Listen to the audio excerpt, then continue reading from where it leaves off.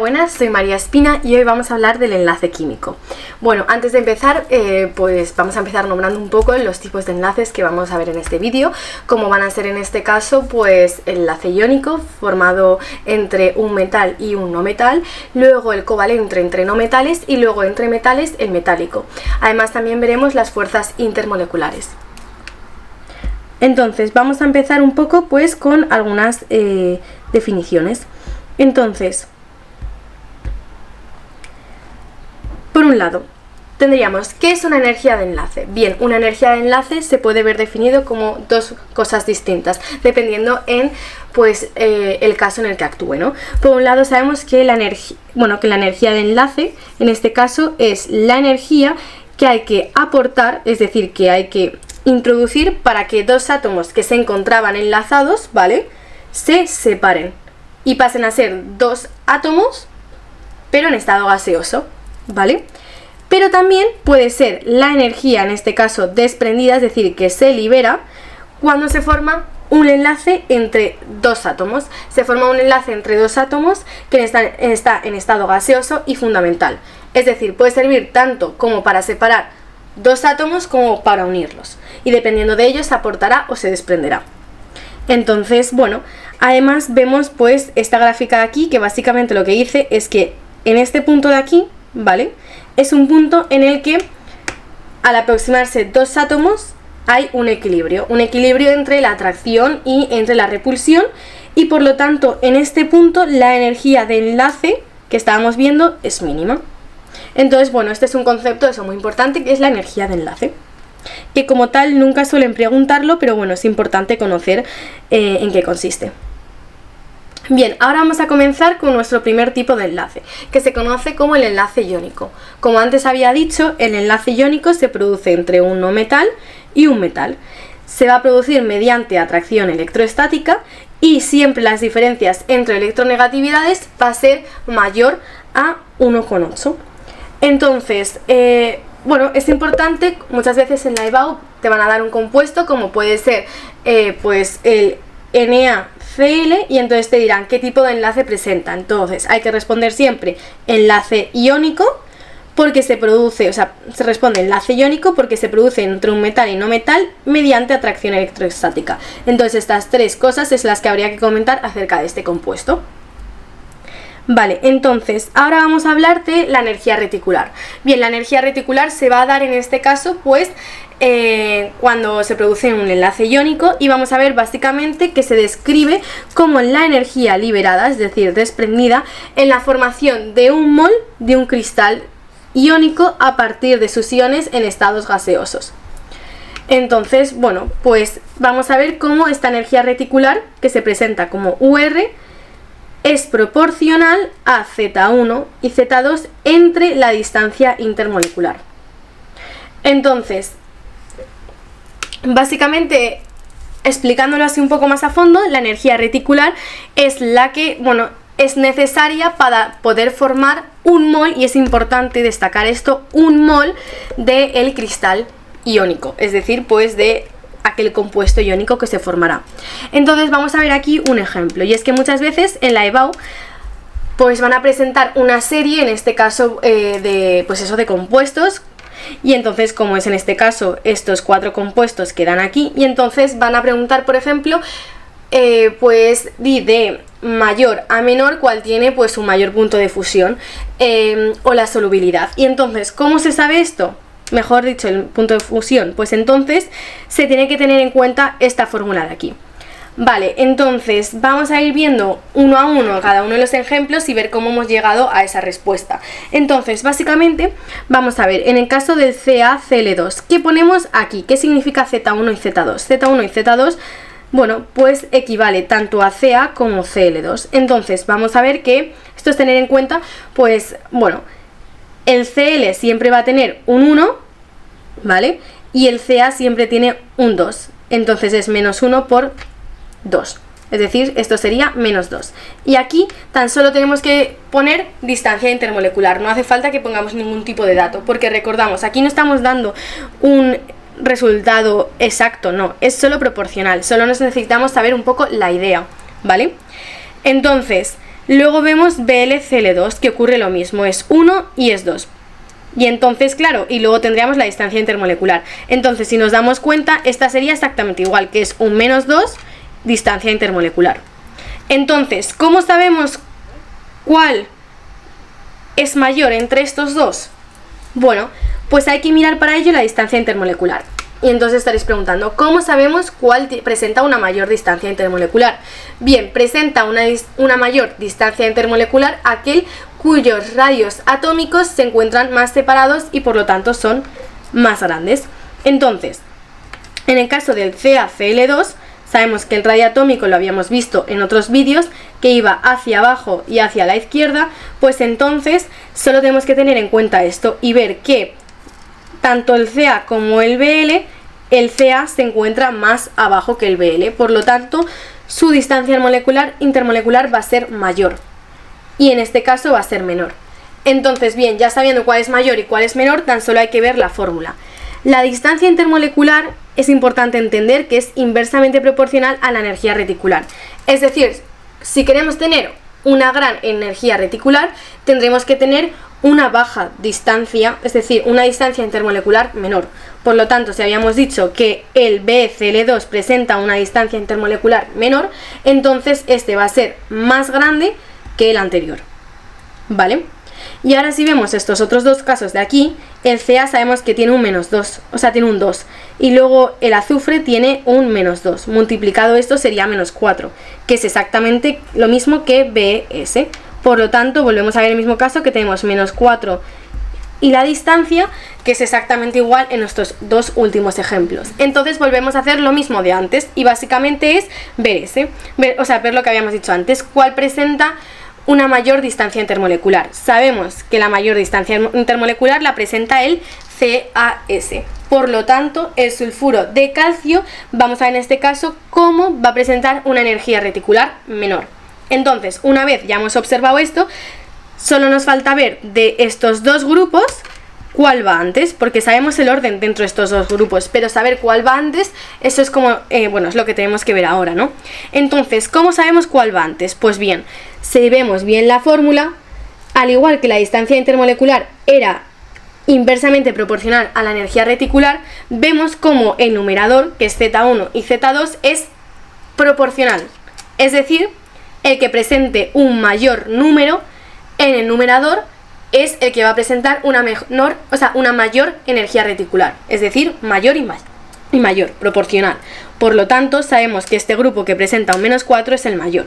Es por ello por lo que primero vamos a poner este grupo sabiendo que el Bs era el mayor y luego pondremos el otro grupo sabiendo que el BCl2 era el mayor. Entonces, esto lo suelen pedir muchas veces en EBAU y es importante entender. No es muy complicado, pero es sobre todo entender cómo los pasos que hemos ido siguiendo. Bien, ahora vamos a pasar a el ciclo de Born-Haber.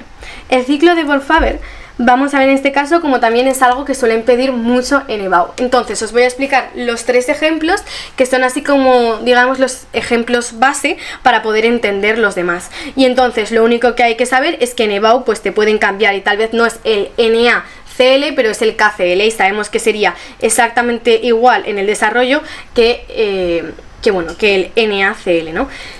Y eso, entonces tenemos dos opciones, o entendernos y no tener que aprendérnoslos, que es verdad que es muy fácil de entender, y si no, otra opción es aprendérnoslos de memoria y dependiendo de qué ejemplo nos den, pues entonces ya utilizamos el base que es requerido.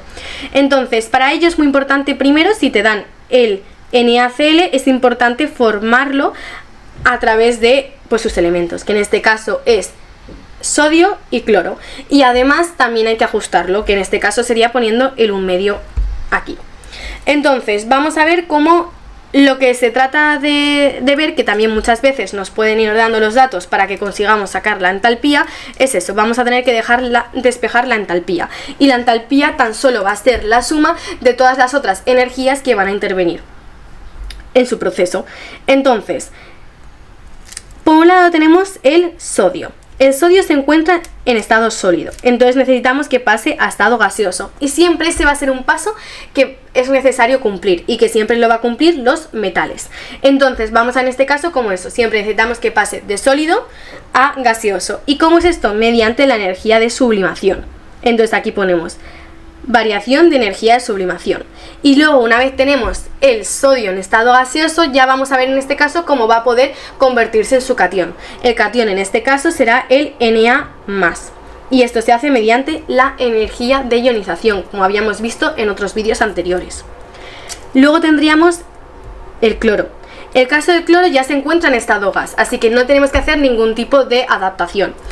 Eso sí, lo que necesitamos es utilizar la energía de disociación, porque como vemos aquí se encuentra en estado diatómico. Entonces, ¿cómo se utiliza la energía de disociación? Bien, vamos a ver en este caso cómo por el número que se está multiplicando en este caso, multiplicamos la energía de disociación. ¿Y qué nos quedaría en este caso? Pues es como si os dais cuenta, se estaría multiplicando un medio por 2, el 2 de aquí, y esto genera un 1. Es por ello por lo que aquí ponemos un 1, y es Cl en estado gaseoso. Y luego, ¿qué necesitamos hacer? Pasar este cloro a su anión, es decir, cloro menos, mediante la afinidad electrónica. Y luego todo esto ponemos esta última raya de aquí, que es la energía reticular que habíamos visto antes. Entonces lo que hay que hacer es tan solo sumar todo esto, y una vez sumado sacaríamos la entalpía, que es lo que se produce en este momento de la reacción. Vale, vamos a ver otros ejemplos más, ya mucho más por encima, porque más o menos pues los hemos ido explicando. Entonces tendríamos en este caso el siguiente, que es CaCl2. Volvemos a formarlo, lo formamos a través en este caso de los elementos que lo componen, es decir, tanto calcio como cloro, y cloro vuelve a estar una vez más en estado vuelve a ser diatómico, ¿no? Entonces vamos a ver cómo le ajustamos, que no hay que hacer en este caso ningún cambio porque ya está ajustada, y entonces lo que hacemos es pasar a hacer los mismos procesos que hemos hecho anteriormente. El Ca, que se encuentra en estado sólido, tiene que pasar a gaseoso a través de la energía de sublimación, y luego tiene que convertirse en su catión, pasando primero a Ca+ y luego a Ca2+, mediante la energía de ionización tanto 1 como 2. Luego tendríamos el cloro que se encuentra en estado diatómico, tiene que haber una energía de disociación para que se disocie en 2 cloro. En este caso, ¿qué estaríamos haciendo? Pues multiplicar 1 por 2, entonces aquí tenemos este 2. Y ya luego lo que hacemos es que queremos cambiar este a su anión, que es Cl-, pero como teníamos aquí un 2, el 2 sí lo seguimos manteniendo, y por lo tanto lo hemos tenido que multiplicar por 2 la energía, la afinidad electrónica. Luego tendríamos aquí por último la energía reticular y aquí la entalpía, y vamos a ver en este caso cómo se escribiría la fórmula y ya estaría. Y vamos con nuestro último tercer ejemplo base. Vamos a ver en este caso cómo tendríamos el AlCl3. Volvemos a hacer lo mismo. Lo vamos a componer a través, en este caso, de sus elementos, como es el aluminio y como es el cloro en estado diatómico. Vamos a ver en este caso cómo debemos de ajustarlo manteniendo aquí el 3/2. Y entonces, una vez hemos hecho esto, vamos con el aluminio. El aluminio, que es nuestro metal, que se encuentra en estado sólido, debe pasar a estado gaseoso mediante la energía de sublimación. Una vez hemos hecho esto, vamos a ver cómo necesitamos obtener su catión final, que es 3+, por lo tanto tendremos una energía de ionización para generar aluminio más, para generar aluminio 2+, la segunda energía de ionización, y por último para generar aluminio 3+, la tercera energía de ionización. Y luego por último tendríamos en este caso aquí el cloro. El cloro necesitamos disociarlo. Entonces, para disociarlo, ¿qué hacemos? Tenemos que multiplicar 3/2 por 2 y esto se genera 3. Y este 3 es lo que se va a quedar aquí. Pero necesitamos multiplicar por el 3/2 ahí. Y entonces, una vez tenemos esto, queremos convertirlo en su anión, que es Cl-. Para hacer Cl- mantenemos el 3 y ponemos aquí un 3. Y ya luego tendríamos la energía reticular y la entalpía. Una vez tenemos todo esto, lo sumamos para generar la fórmula de la entalpía, de la variación de entalpía, para ser concretos. Entonces, bueno, con esto ya habríamos terminado con el ciclo de Born-Haber. Ahora bien, vamos a hablar en este caso de las propiedades de los enlaces iónicos. Estas están solo aprendérselas de memoria y muchas veces en EBAU las suelen preguntar. Entonces, vamos a ver cómo van a ser duros. Van a presentar unos puntos de fusión y ebullición bastante elevados. Además, sabemos que no van a ser conductores, con dos excepciones, tanto que se encuentren por un lado disueltos o se encuentren fundidos. Y luego por último vamos a ver que son solubles cuando se encuentran en polares, insolubles cuando son apolares. Entonces, ¿cómo sabemos si es polar? ¿Un enlace es polar o apolar? Pues bien, están solo viendo los elementos que lo componen. Si en este caso el agua se encuentra compuesto por dos elementos que son diferentes, tanto el oxígeno como el hidrógeno, por lo tanto va a ser apolar. Y en el caso de apolar es cuando está compuesto por el mismo elemento repetido, como es en este caso bromo. Por lo tanto, en este caso será apolar. Entonces, bueno, estas serían las distintas propiedades que presentan. Vamos a hablar de nuestro segundo tipo de enlace. En este caso van a ser los enlaces covalentes. Bien, los enlaces covalentes vamos a ver que se van a dar entre dos no metales, es decir, entre un no metal y otro no metal. Y vamos a decir como todo se va a ver mediante compartición. Vuelvo a repetir lo mismo de antes que habíamos visto, que es cuando en EBAU te preguntan, por ejemplo, qué tipo de compuesto es el NH3, entonces debes decir que presenta un enlace covalente, que significa que se da entre no metales mediante compartición, y eso es lo que se tendría que resolver. Además sabemos como la diferencia en las electronegatividades va a ser menor a 1,8. Bien, entonces ahora vamos a hablar de la estructura de Lewis. Bien, la estructura de Lewis como tal solo la van a presentar los covalentes, es decir, las moléculas orgánicas no la presentan, los iónicos no lo presentan y los metálicos tampoco lo van a presentar, tan solo los covalentes. Pero es decir que el resultado final sí lo pueden representar otros, es decir, si te la piden representar, puedes representarlas con otros tipos, como van a ser en este caso las orgánicas.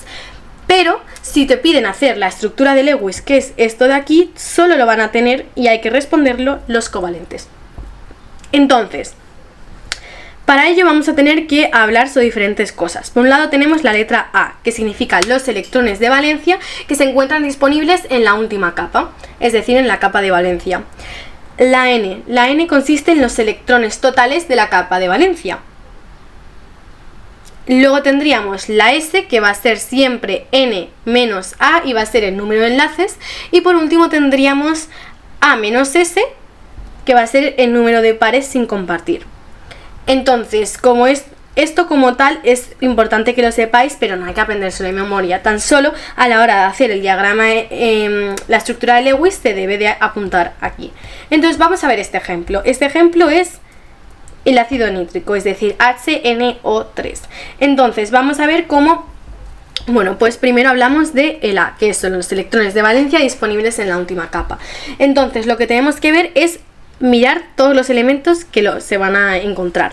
Entonces sabemos en este caso que el hidrógeno presenta un 1.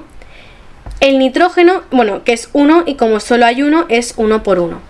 Luego tendríamos en este caso el nitrógeno. El hidrógeno al encontrarse en la fila, en la columna 5, va a tener 5. Bueno, en la 15, pero va a tener 5. Por lo tanto es 1 por 5. Y luego hay que poner un 3 al oxígeno porque hay 3 oxígenos y el oxígeno al encontrarse en la 16 va a presentar un 6. Todo esto se va a multiplicar a partes y luego se va a sumar y va a generar la cifra de 24.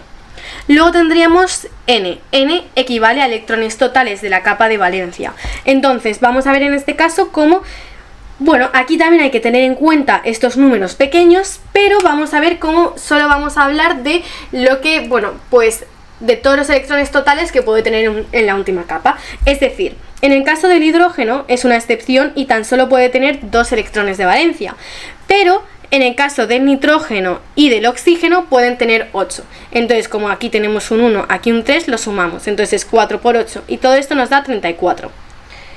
Y bien, ahora vamos a hablar del S, que sabemos que solo hay que restar el N menos A, que nos va a dar en este caso 10. Pero en este caso, como el enlace se va a dar entre 2 electrones, entonces vamos a tener 5 enlaces. Y luego vamos a ver A menos S, que es el número de pares sin compartir. Entonces restamos A, que es 24, menos S, que es 10, y esto nos da 14. Pero al ser los pares que se van a dar entre 2, va a ser 7 en total.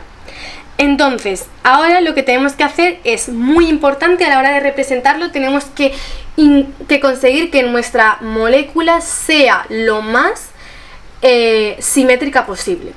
Es decir, en este caso, para que sea simétrica, si tenemos 3 oxígenos, vamos a tener que hacerlo pues en una forma de trébol, por así decirlo, ¿no? Lo mismo ocurre, por ejemplo, si a ti te están diciendo CH4, pues entonces ¿qué harás? El carbono, y luego, para que sea lo más simétrica posible, tiene que encontrarse así, ¿vale? Pues esto es lo mismo. Tenemos un nitrógeno, y el nitrógeno, como además es, digamos, el que más peso va a tener, pues se va a encontrar en el medio. Luego vamos a tener los oxígenos rodeándolo, y luego el hidrógeno. ¿Y esto cómo lo vamos a ir viendo? Bueno, pues entonces, básicamente, lo ponemos como creemos que debe señalarse, y luego vemos que tiene que tener 10 enlaces. Por lo tanto, los 10 enlaces van a ser 1, 2, bueno, perdón, 5 enlaces. 1, 2, 3, 4 y 5. Y tendríamos los 5 enlaces, digamos, que van a unir al final un elemento con otro elemento. Estos son los enlaces de los que hablamos. Estos unen un elemento con otro. Y luego estos 7 van a unir, bueno, normalmente se encuentran solo entre un elemento. Es decir, 1, 2, 3, 4, 5, 6 y 7. Y aquí tendríamos los 7 que estábamos hablando. Y luego, con algunas excepciones, no suele caer mucho nevado, pero a veces entra, va a ser el enlace dativo. El enlace dativo es este que presenta una flechita de aquí. Y diréis, ¿por qué es un enlace dativo? Bueno, pues si vemos que tiene el oxígeno, habíamos dicho que tenía 6 electrones, como bien vemos aquí. Bueno, pues entre cada rayita, que se me había olvidado decirlo, equivalen 2 electrones. Es 2 electrones, pero luego esto forma una rayita. Entonces, lo que vemos aquí es 1 electrón, 2 electrones, 3 electrones, 4 electrones, 5 electrones, 6 electrones. Tiene ya los 6 electrones, pero ninguno sin compartir. Entonces, lo que va a hacer es que para poder obtener esos 8 electrones en la última capa de valencia y ser estable, ¿qué va a hacer? Va a coger uno del nitrógeno y otro del nitrógeno, porque este enlace que los une van a ser los 2 del nitrógeno, porque este los 6 ya lo tiene. Entonces esto se conocería como dativo, y el oxígeno lo que va a ser es aceptor y el nitrógeno va a ser dador, ¿vale? Entonces, dador y aceptor. Vale, ahora vamos con lo siguiente. Vamos a hablar ahora bien de algunas excepciones. Son excepciones en cuanto al diagrama de Lewis que acabamos de ver. Y es que vamos a ver en este caso que estos compuestos que se van a poder formar, que ahora hablaremos de ellos, se deben de aprender de memoria cómo se hace su estructura de Lewis. Porque puedes intentar hacerla de la forma que hemos visto antes, utilizando el A, el N, el S, etcétera, pero no va a ser correcto. Entonces, para ello nos tenemos que aprender estas excepciones de memoria. Entonces, vamos a hablar primero del octeto incompleto. Y es más, cuando las estemos utilizando debemos de poner, se trata de un octeto incompleto o de un octeto expandido. Entonces, bien, hablando del octeto incompleto. El octeto incompleto siempre se va a dar entre el boro y el aluminio, es decir, va a intervenir o el boro o el aluminio, más, en este caso, un hidrógeno o un halógeno. ¿Vale? Entonces, uno de estos con uno de estos. Si es en el caso de, por ejemplo, boro con el hidrógeno, siempre vamos a ver en este caso cómo va a ser el boro y 3 de hidrógeno. Y se va a poner así, en forma de trigonal plana, que luego lo veremos más adelante, o trébol. Y luego tendríamos el BX3. Este X equivale a un halógeno. Entonces vamos a ver cómo pondríamos el boro en el medio, 3 enlaces y luego el halógeno, con sus 3 enlaces el halógeno.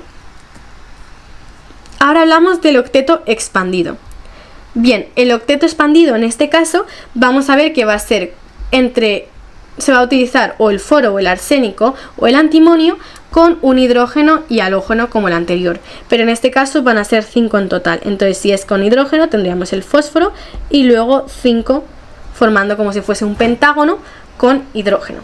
Y si es un X, es decir, un halógeno con el fósforo, pues lo mismo, pero tendrá esas 3 rayitas cada halógeno. Bien, ahora vamos a hablar de la longitud de enlace. Longitud de enlace, en este caso vamos a ver cómo, bueno, pues va a ser básicamente una definición que a veces suelen preguntar.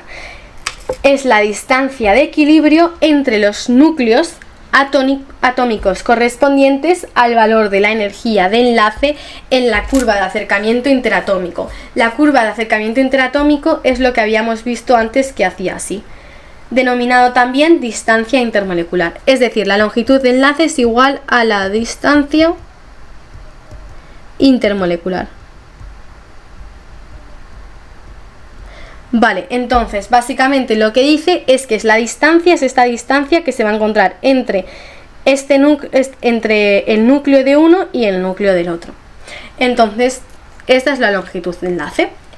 Y luego tendríamos el ángulo de enlace. El ángulo de enlace es un ángulo hipotético entre el núcleo del átomo central y los núcleos de los átomos que se encuentran enlazados a él. Es decir, este es el central, pues el que se encuentra enlazado a él, este ángulo, y el que se encuentra enlazado a este y este ángulo. Y este va a ser el ángulo de enlace, que es un ángulo hipotético. Ahora vamos a hablar de la polaridad. Bien, cuando nos preguntan sobre polaridad, vamos a ver que podemos tener dos tipos de polaridad. Podemos tener por un lado la polaridad de enlace y por otro lado la polaridad de la molécula. Bien, vamos a hablar primero de la polaridad de enlace. La polaridad de enlace, vamos a ver en este caso cómo se produce cuando se enlazan dos átomos de distinta electronegatividad. Y esta electronegatividad tiene que tener una diferencia mayor que 0,4. El más electronegativo, como es en este caso, no sé si lo veis bien, pero este es el H y este es el Cl, pues el Cl, que es el más electronegativo, lo que hará será atraer consigo unos electrones, ¿no? Y entonces una nube electrónica, y genera así pues un desequilibrio electrostático. Y entonces vamos a ver por lo tanto cómo sobre él aparece un exceso de carga negativa y sobre el otro un exceso de carga positiva. Vale, entonces esto es cuando es polar. Polar, como bien habíamos dicho antes, va a ser que intervienen elementos diferentes. Y luego tendríamos el apolar, que es cuando, pues por ejemplo, se dan entre dos elementos iguales, que va a ser el cloro. Y por lo tanto vamos a ver que esto es exactamente igual. Es decir, hay una misma atracción. Y luego tendríamos la polaridad de la molécula.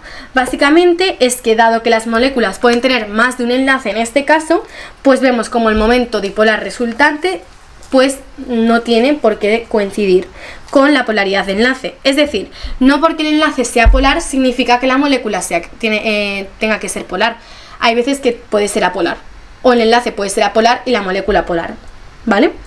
Entonces, esto igualmente lo vamos a ver ahora mejor con un ejemplo, pero aquí tendríamos en este caso cuando es polar. Es polar cuando es asimétrica y su momento dipolar resultante es diferente de cero. Esto se representa así, diferente de cero, y esto significa momento dipolar resultante. Vamos a ver en este ejemplo. Este ejemplo es el mismo y significa que es polar. ¿Por qué es polar? Pues porque va a ser asimétrica. Es decir, en este caso, si fuese simétrica tendría que tener aquí un hidrógeno, pero no lo tiene. Entonces, como no lo tiene, significa que es asimétrica, porque tiene aquí uno, y aquí tiene estos enlaces que pueden tirar con otra fuerza distinta a la molécula. Sin embargo, esta es apolar porque va a ser simétrica. Vamos a en este caso como tenemos el carbono y aquí tenemos unos mismos enlaces a ambos lados que están tirando igual de la molécula y están haciendo que no solo sea simétrica, sino en este caso que su momento dipolar sea igual a cero. Entonces vamos a ver un ejemplo más rápido. Vamos a tener en este caso el CH4. El CH4, que se representa así porque es como se ve espacialmente, también se puede representar así.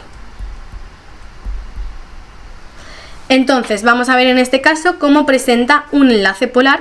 Bien, lo sabemos, ¿por qué? Porque tenemos el carbono y el hidrógeno que van a ser elementos diferentes, pero la molécula va a ser apolar. ¿Por qué? Porque es totalmente simétrica, va a ser simétrica. Entonces, como es simétrica, y su momento, por lo tanto, dipolar resultante va a ser igual a 0, entonces es una molécula apolar.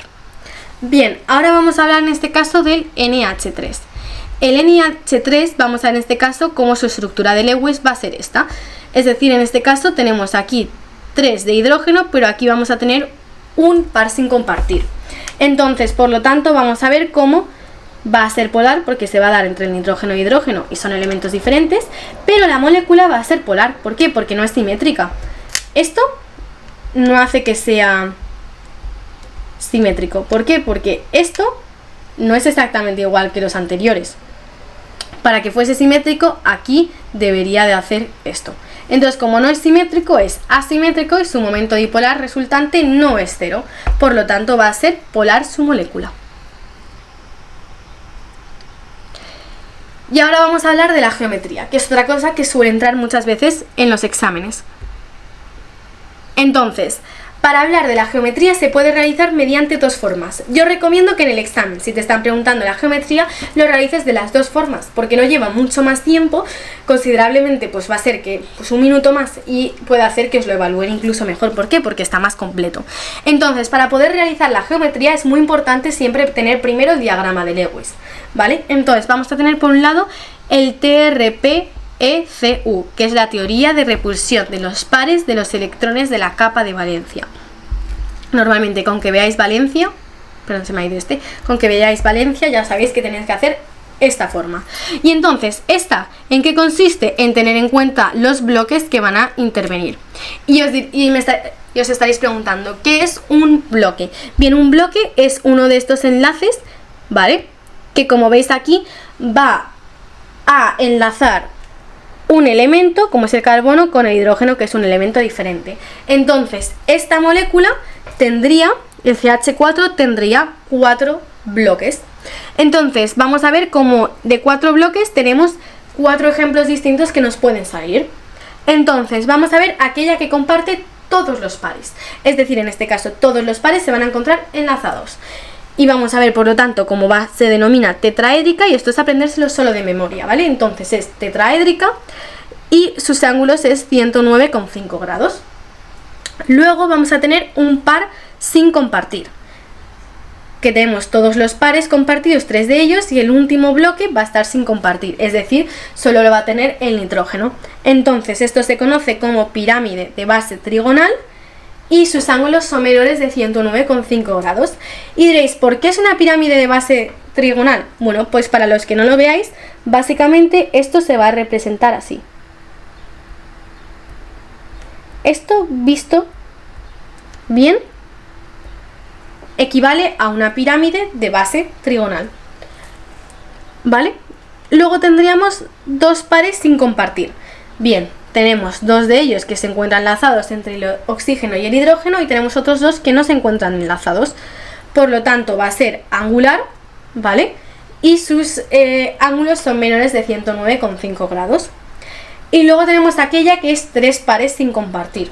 Bien, cuando hablamos de 3 pares sin compartir, vamos a ver en este caso cómo tenemos uno de ellos que tan solo va a ser el que enlaza, y los otros solo los va a tener la molécula, o sea, el átomo de bromo. Entonces vamos a ver cómo va a ser lineal, como veis, porque no tiene ningún tipo de desplazamiento, y luego por lo tanto va a ser 180 grados, porque el ángulo, en este caso, que compone este lado va a ser solo de 180 grados, mientras tanto que este ángulo es de 109,5.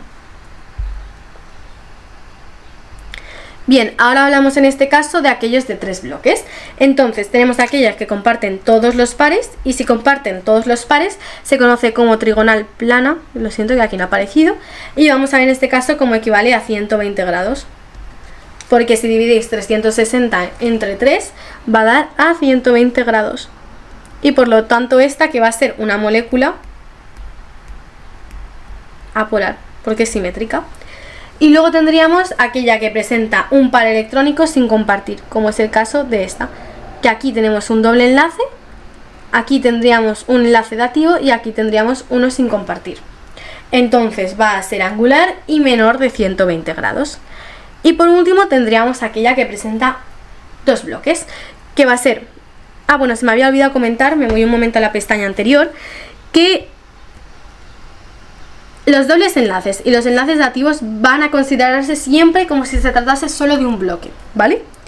Entonces, ahora sí, volviendo a lo que estábamos, aquí presenta dos bloques, porque esta equivale a un bloque y este va a equivaler a otro bloque. Y entonces, por lo tanto, va a ser lineal y va a ser de 180 grados. Y luego, otra forma de ver la geometría va a ser mediante la teoría de hibridación. La teoría de hibridación dice que cuando presenta 4 bloques equivale a un SP3.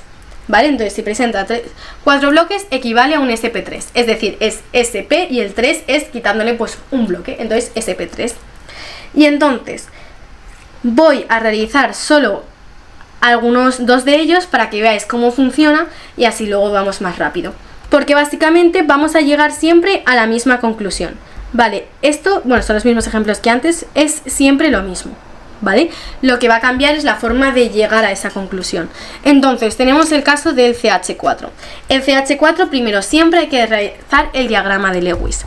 Y luego lo que hacemos es realizar la configuración electrónica del carbono. Entonces la realizamos, 1s2, 2s2 y 2p2. Y luego lo que hacemos es que lo vamos a excitar.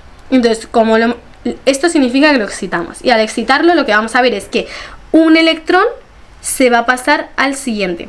O sea, el último va a ganar un electrón del antepenúltimo. Y entonces vamos a ver en este caso como aquí lo volvemos a repetir. Es un S y 3P, como vemos aquí. Un S y 3P. Y ahora lo que hacemos es que ponemos un 4 porque hay 4 bloques en total. ¿Vale? 1, 2, 3 y 4. El OH significa pues eso, bloques. Y luego SP3 porque si os dais cuenta, si tenemos un S y tenemos 3 P's, P3. Y esto pues es como si lo multiplicásemos por 4. Entonces luego vamos aquí y lo que hacemos es que lo apuntamos en forma de círculo. SP3, SP3, SP3 y SP3. ¿Y cómo sabemos dónde ponemos el círculo? Siempre el círculo lo vamos a poner pues más pegado a esta del medio, es decir, del carbono. Vamos a ver el NH3. El NH3, que es el amoníaco, vamos en este caso, como primero realizamos su diagrama de Lewis y luego vamos a ver la configuración electrónica, que es 1s2, 2s2 y 2p3. Luego lo excitamos y vamos a ver en este caso como el último va a ganar uno de al antepenúltimo, ¿vale? Y entonces vamos a ver cómo lo volvemos a repetir, 1s y 4p. Y luego vamos a ver cómo tenemos 4 bloques, por lo cual 4 OH. Luego vamos a ver que con esto, como los 4 bloques significa SP3, 100% tenemos que conseguir un SP3. Entonces, si hemos hecho un S y 3 P's, nos falta un P más, que es este que tenemos aquí. Entonces lo que hacemos es ponemos SP3, SP3, SP3 y SP3. ¿Y dónde ponemos el P? Aquí. Y me diréis, ¿por qué ahí? Bien, porque los P's siempre los van a tener, ya sean dobles enlaces, triples enlaces o aquellos que se encuentran sin compartir, ¿vale? Entonces siempre van a tener uno normal y un P. Vamos a ver, por ejemplo, si hubiese un triple enlace, ¿vale?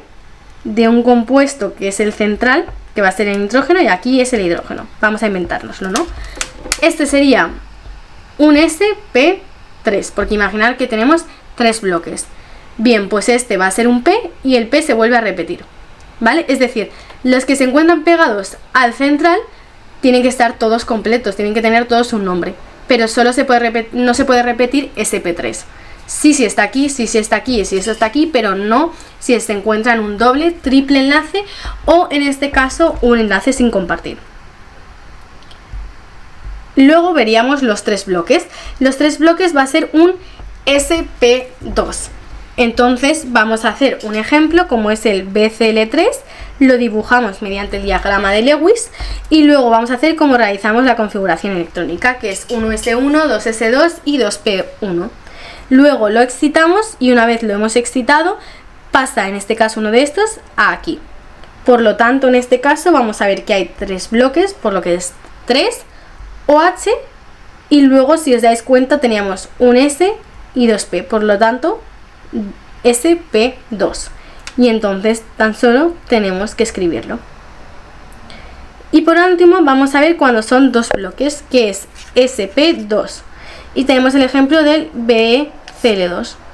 El BeCl2 realizamos la configuración electrónica y necesitamos un P. El problema es que si os dais cuenta aquí no hay P, solo hay S. Entonces lo que hacemos es que excitamos este y lo ponemos en el P, que sería el siguiente que intervendría.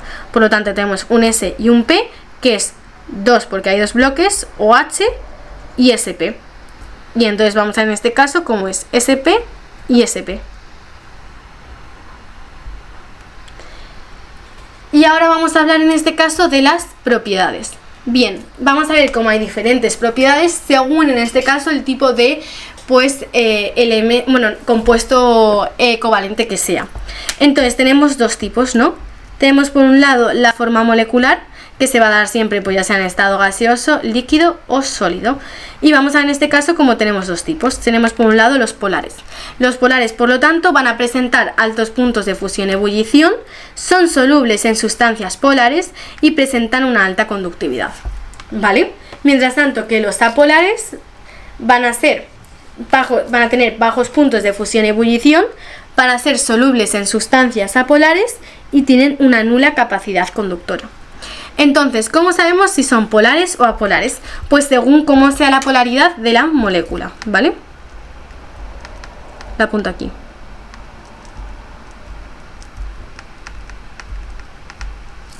Y luego tendríamos las redes cristalinas.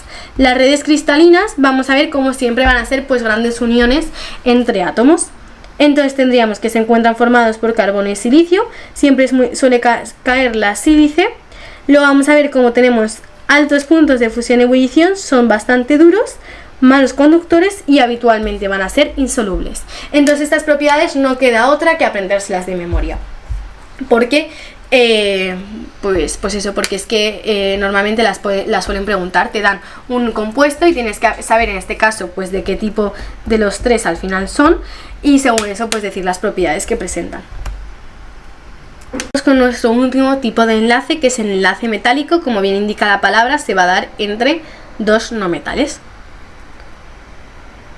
Entonces de este no suele haber ningún tipo de complicación salvo conocer las propiedades.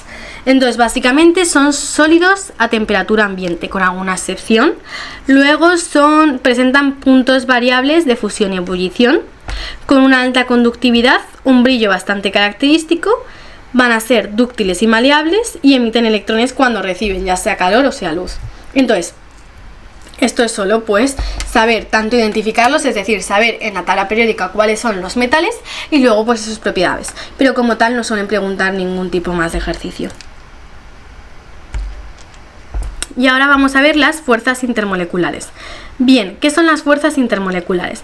Las fuerzas intermoleculares son las que se van a dar entre moléculas. Antes se daban entre elementos y esas se conocen como intramoleculares, y intermoleculares significa pues entre moléculas, como puede ser por ejemplo pues eso, entre dos de agua. Entonces vamos a ver cómo tenemos pues dos grupos principales, ¿no? Por un lado vamos a tener el puente de hidrógeno. Bien, el puente de hidrógeno, y siempre pues eso es importante saber entre cuáles se pueden formar, se va a formar entre un hidrógeno y luego entre un átomo que sea pequeño y electronegativo, y siempre es entre solo tres, que va a ser el flúor, el oxígeno y el nitrógeno. Entonces esto se va a combinar y va a generar un puente de hidrógeno, como se ven aquí. Luego vamos a ver las fuerzas de Van der Waals. Las fuerzas de Van der Waals puede haber de dos tipos diferentes, dependiendo de si la molécula es polar o es apolar. Y voy a hacer hincapié en la molécula, no en el enlace. Entonces vamos a ver en este caso, como si es polares, van a tener un dipolo permanente, como se va a ver aquí. Y si es entre apolares, se conocen como fuerzas de dispersión o London, ¿vale? Entonces, de aquí, las más importantes van a ser los puentes de hidrógeno. Estas son las más importantes. Luego van a ser las polares y por último las apolares. Por lo tanto, si te dan tres compuestos y te dicen cuál presenta un mayor punto de fusión, sabemos que siempre va a ser el puente de hidrógeno. Y luego las polares y luego las apolares. Y se explica, pues eso, mediante las fuerzas intermoleculares. Y luego tendríamos la solubilidad. Esto, bueno, no hay que recalcar mucho, salvo saberse pues que va en este orden. Es decir, primero el iónico, que es mayor que la red cristalina covalente, que luego es mayor a su vez que el metálico, y luego va enlace polar, covalente polar y covalente apolar, siendo el apolar el más pequeño de todos. Entonces, bueno, esto se utiliza también para la solubilidad. Si te dan una serie de elementos y te dicen que clasificarlos según su solubilidad, tendríamos que tener de cuenta esto, y si no, las fuerzas intermoleculares. Entonces, bueno, pues con esto habríamos llegado al final de nuestra presentación y del tema. Espero que lo hayáis entendido. Cualquier tipo de pregunta, por favor, no dudéis en contestar, en preguntar en JConcha. Y pues nada, muchísimas gracias.